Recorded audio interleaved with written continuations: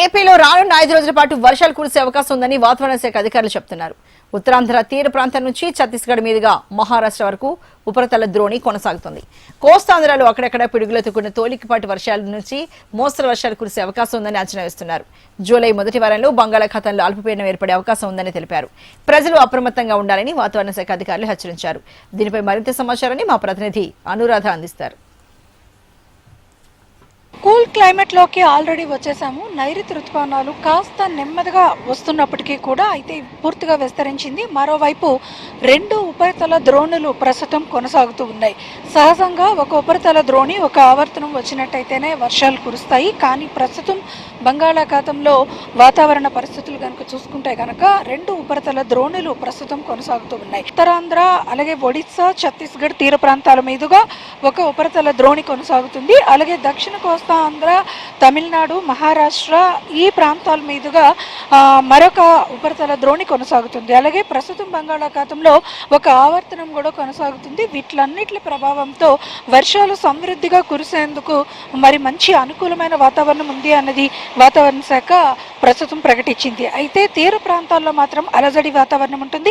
అలల ఉధృతి కొనసాగుతుంది. తీరం వెంబడి దాదాపుగా గంటకు 50 కిలోమీటర్ల వేగంతో గాలులు వీచే అవకాశం ఉంది. అలాగే అకాల వర్షాలు కూడా కురిసే అవకాశం ఉన్న నేపథ్యంలో మత్స్యకారులకు మాత్రం హెచ్చరికలు కొనసాగిస్తున్నారు. 5 రోజుల పాటు మత్స్యకారులు చేపల వేటకి వెళ్ళవద్దు. ఒకవేళ ఎవరైనా వెళ్ళని వాళ్ళు ఉంటే వాళ్ళంతా కూడా అప్రమత్తంగా ఉండాలని కూడా సూచనలు అయితే చేస్తూ ఉన్నారు.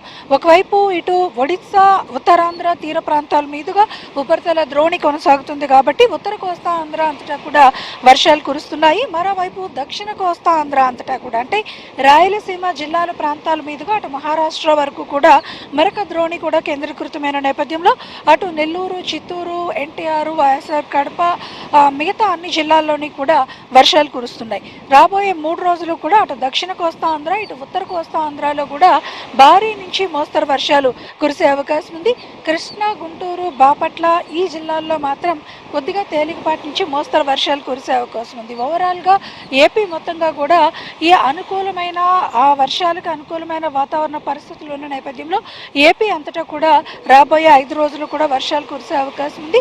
ఈ జూలై మొదటి వారంలో అల్పపీడనం ఏర్పడేదానికి కూడా అనుకూలమైన వాతావరణం ఉంది అన్నది వాతావరణ శాఖ అంచనాలు వేస్తుంది.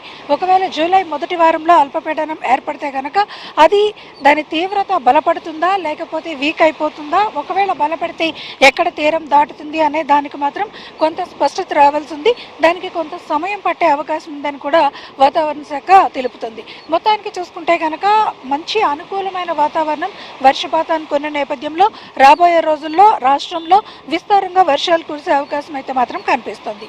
వీడియో ధనుష్తో అనురాధ, HM టీవీ, విశాఖపట్నం.